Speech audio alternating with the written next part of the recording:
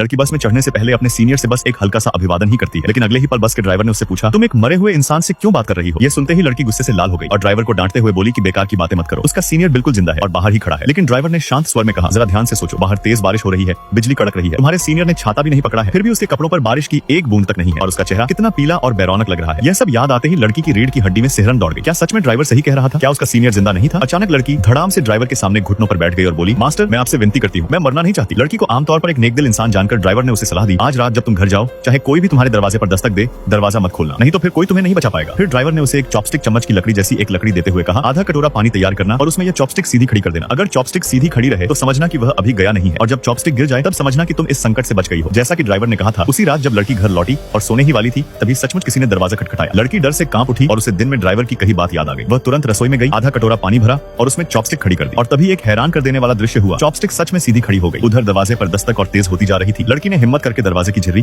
Cat आई से बाहर देखा। बाहर उसकी सबसे अच्छी दोस्त खड़ी थी। लड़की ने बाहर, लेकिन लड़की ने फिर भी दरवाजा खोलने की हिम्मत नहीं की, क्योंकि ड्राइवर ने साफ कहा था, चाहे कोई भी हो दरवाजा मत खोलना, जो भी दिखे वह असली नहीं होगा। डरी सहमी लड़की ने पूरी रात ऐसे ही बेचैनी में काट दी, लेकिन वह सुरक्षित रही। अगली सुबह उसने तुरंत अपनी सबसे अच्छी दोस्त को फोन किया और पूछा, क्या तुमने कल रात मेरे घर के दरवाजे पर दस्तक दी थी? दोस्त ने कहा, नहीं। यह सुनकर लड़की के होश उड़ गए। अब उसे ड्राइवर की हर बात पर यकीन हो गया। वह तुरंत अपनी दोस्त को लेकर ड्राइवर को ढूंढने निकल पड़ी, ताकि उसे पिछली रात की सारी बात बताए और उससे मदद मांगे। लेकिन ड्राइवर के सहकर्मी ने एक चौंकाने वाली खबर दी, 22 नंबर रूट का ड्राइवर तो कुछ दिन पहले ही एक कार दुर्घटना में मर चुका है। यह सुनते ही लड़की के माथे पर पसीना आ गया। क्या इसका मतलब यह है कि कल उसने जिस ड्राइवर और अपने सीनियर को देखा था, वे दोनों ही जिंदा नहीं थे? लड़की घबराई हुई थी, समझ नहीं पा रही थी कि क्या करे। तभी अगले ही पल उसके सीनियर का वीडियो कॉल आने लगा। लड़की के हाथ कांप रहे थे, उसे समझ नहीं आ रहा था कि फोन उठाए या नहीं।